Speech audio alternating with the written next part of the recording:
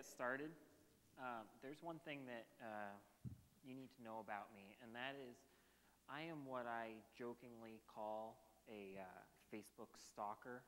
No, I'm not obsessed with people. I'm not watching their every move and whatever they're doing, but I just like to see the things that they post on Facebook. I call it stalker just because I don't necessarily always comment or make a post about whatever they say, but I see what people are doing. I love to see the things that people post. They post, where they're going away for the weekend to some special place, or maybe it's they've just gotten back from vacation and they've posted pictures of little Bobby's first day of school. Oh, he's so cute. I can't believe he's in kindergarten already. My favorite thing, though, that people post on Facebook is the things that, shall we call them, the less than intelligent things that they post. And I love them because I post them too. It's the things that we do that we know that are not the smartest things. But I had a situation just within the last couple months where one of my friends on Facebook posted one of these less than intelligent things. As you might remember recently, we heard a lot about a young lady named Irene who is making a trip up the Atlantic coast.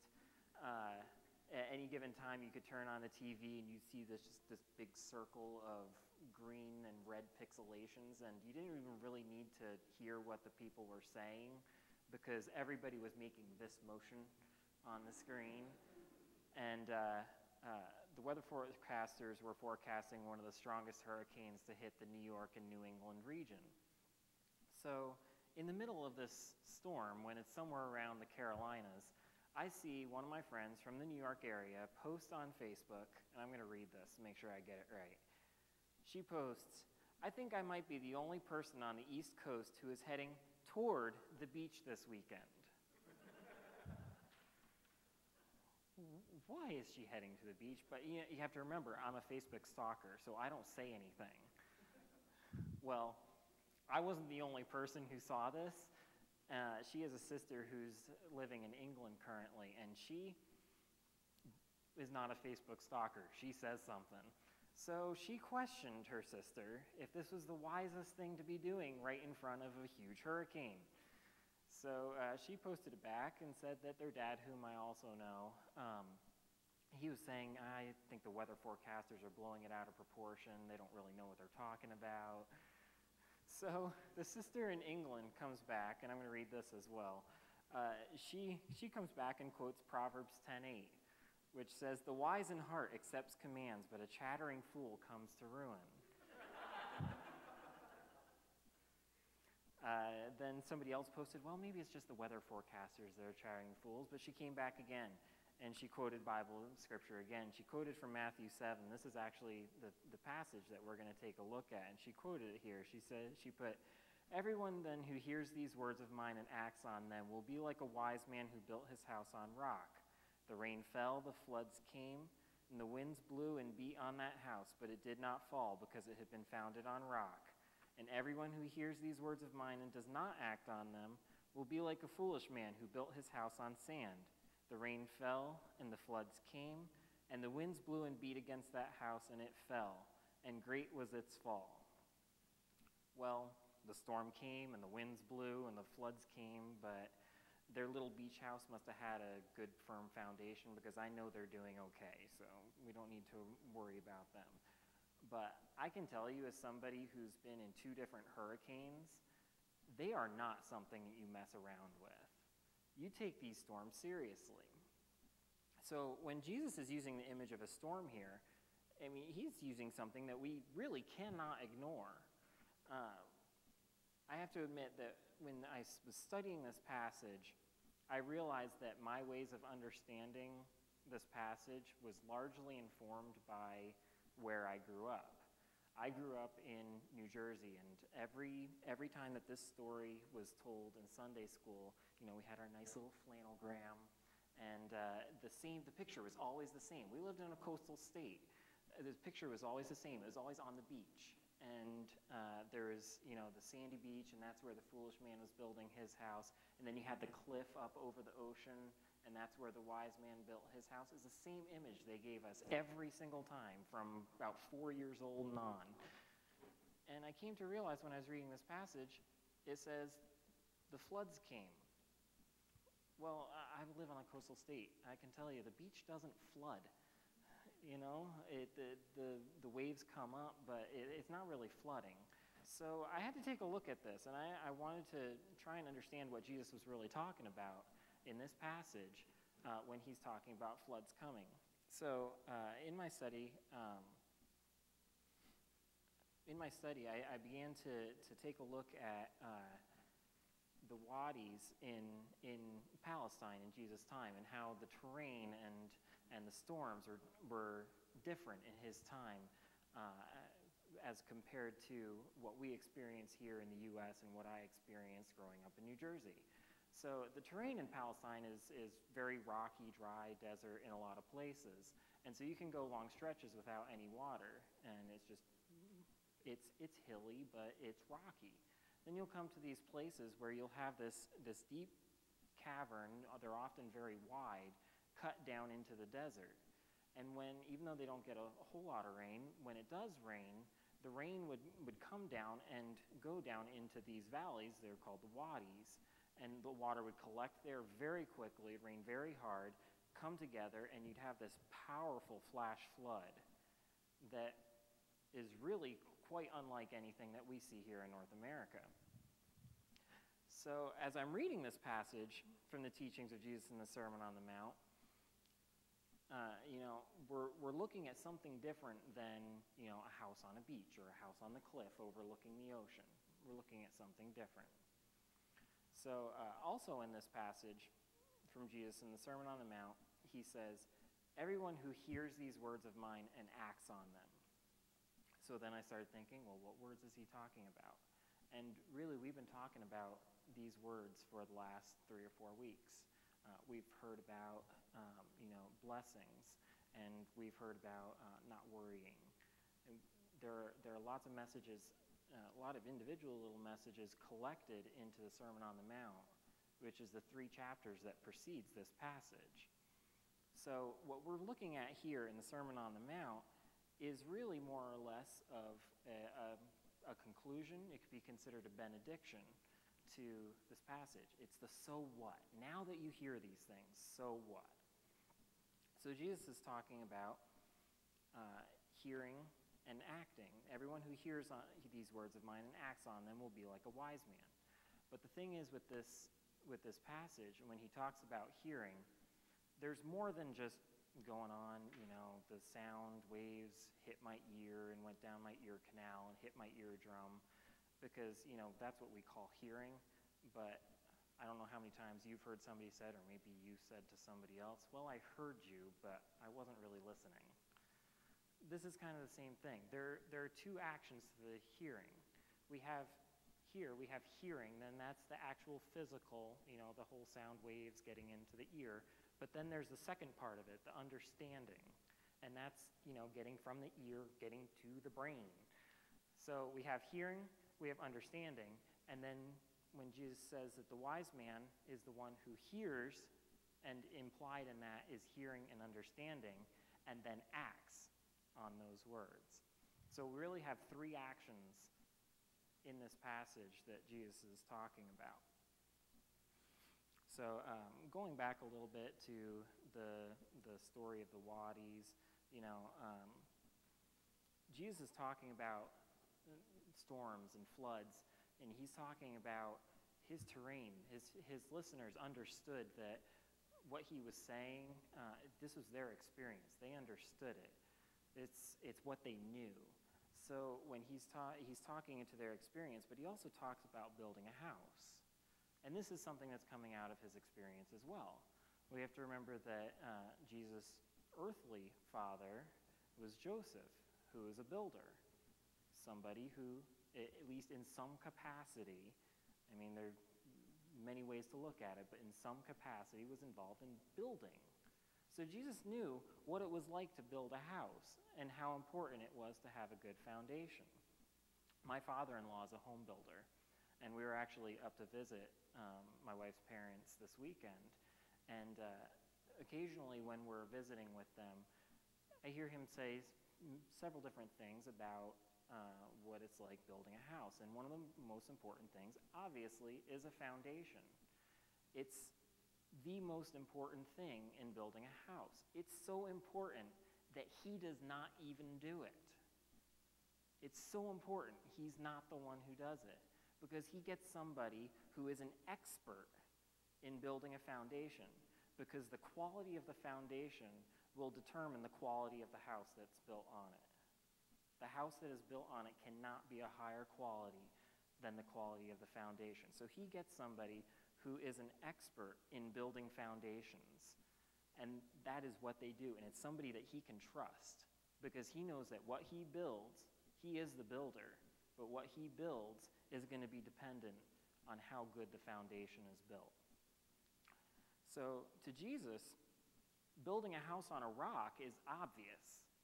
I mean, it's completely obvious. You'd have to be a complete fool not to build on a rock. So I'm looking at this passage and I'm going, if it's so obvious that we should not build house on sand, why would somebody do it? So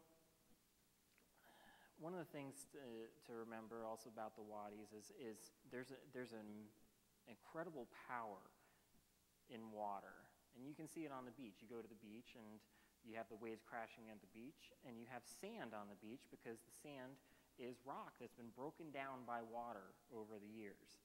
So when a flash flood comes through a wadi, it breaks down the rock in much the same way, but because it's not consistent, there's not a constant flow like you have on the beach. You've got sand, you've got gravel. It's a really loose mixture of different things that really is inconsistent to use for anything. So that's what happens down in the middle of the wadis. And when it rains and the water rushes through, the ground, because it's desert ground, is dry. It soaks up the water really quick. So then suddenly there's no water. But the thing is with these wadis is because they pool down into the bottom of the wadis, that's where you can find water.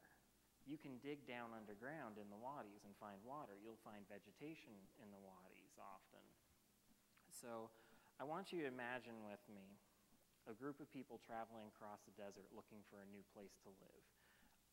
For whatever reason, in my mind, I imagine like a 19th century kind of Oregon Trail pioneers heading across the U.S. And, you have the team of oxen that's pulling the covered wagon, and you've got, 2.5 kids playing in the back of the wagon, and Little House on the Prairie style, you have the dog chasing the wagon behind the whole way, and the dog disappears for a couple days, comes back. That's the image that I have. So you imagine that you're leading your family across this barren wilderness looking for a new place to live. And you're driving your oxen, and you come to the steep ravine, and you see vegetation down in the ravine even though you're running out of water. You don't see any water, but there's vegetation, so there's got to be water there.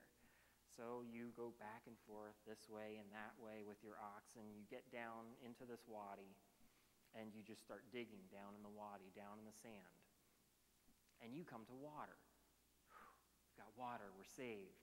So you build a well there, and you've got your trees and bushes there. You've got apple trees, orange trees, lemon trees, fig trees, any kind of trees that you want.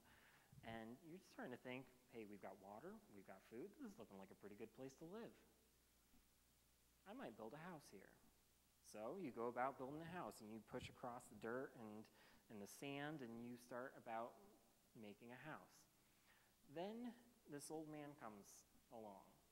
And again, in my 19th century Oregon Trail mind, I imagine this gnarled old gold prospector who's, got the big hat on his head and the pickaxe over his shoulder. He's probably got about 3 teeth left, and he's got a shoot of straw coming out of his mouth. He's got a really whistly voice. And he just comes up to you and, I wouldn't be building a house down there. You being the city slicker, in your perfect enunciation, tell him, well, why not? Well, you see, when the rains come, it's dry now, but once rains come, all the water come together, it's going to come flowing right down through there, and it's going to knock out anything that's built there. Nothing's going to be able to stand there. And then he goes away. And you're thinking, I understand what he's saying. Going back to our 3 actions, I hear what he's saying. It's gone in my ear. I understand what he's saying. But it's really hard. I mean, I've already started building a house here. I'd have to hitch the oxen back up to the wagon. I'd have to get them back up this rocky cliff to find a place to live up there. Not to mention that there's no water up there. I'd have to keep coming back down here for water. And there's no food up there. I'd have to keep coming back down here for food. Maybe he's exaggerating. Maybe he really doesn't know what he's talking about. He's old. Maybe he's getting a little senile. I don't know. But it really can't be that bad. And, I think I can build a house. So I'm going to build it right here.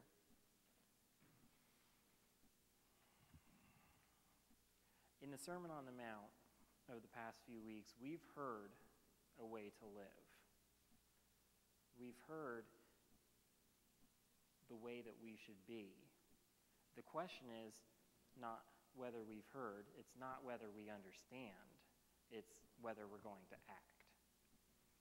And there are things that, in addition to the Sermon on the Mount, there are things that I know that God is calling us to do, that he is telling us to do.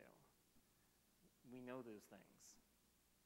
When Jesus gets to this point in the passage, he's not saying what to hear or how to hear. We hear from God through his word. We hear it confirmed through his people, and we hear it from his Spirit. But it's not about what we hear. We know what God's telling us to do. We hear it. We understand it. The question is whether or not we're going to act. So I have to think about, what is God calling me to do? Because I know that there are things that God is calling me to do. For one person, it may be that you've heard the message about what God has done for us, how Jesus came, lived, and died, and rose again for us. But we just feel like we're not ready to take that step. It may be a situation where God is calling you somewhere other than here. It may be that God is calling you to something different. It may be that God is calling you to give up something that you hold on to. I know for me, it was about 8 years ago, just as an example, that I was hearing my call to ministry. I heard it for a long time. And then after a while that I heard it, I began to understand it. But I didn't want to act on it. So I'm clinging to hearing it. Hey, God's calling me to this. Isn't that great? I don't want to do anything about it, but isn't that great? And I try with everything in me to hold on to that, just holding on to the hearing and the understanding and keeping at arm's length that action. But it doesn't work. There's more than just hearing and understanding that I'm called to. But I try to keep it at arm's length. And I try to keep it at arm's length by making deals with God. I say, well, I don't want to give you my whole life, but I'll give you part of my life. I'll give you part of this, but I don't want to give you the whole thing. Oh, you want the whole thing? Well, I'll give you my whole life, but only for a few years. I'll give you my full time for a full years, but after that, you got to let me do what I want to do. So I'm holding on to these things and trying to keep this over here. And as I cling tighter to this and try and push this away, there's a point at which that I come here and I realize that I'm standing here in the sand. I'm still standing in the sand. And the house that I've built has crumbled down around me. I end up with wooden beams, the support beams, just cracked into splinters and laying on the ground. There's just crumbled drywall. There's roof shingles just scattered out like a checkerboard. And the thing is that the storm is still going on. There's wind just screaming in my ears, and the rain's just pounding down on my head. But even in that moment of chaos, especially in that moment of chaos, with the wind howling louder than anything I've ever heard, I can still hear that voice, the same voice that I heard, saying it's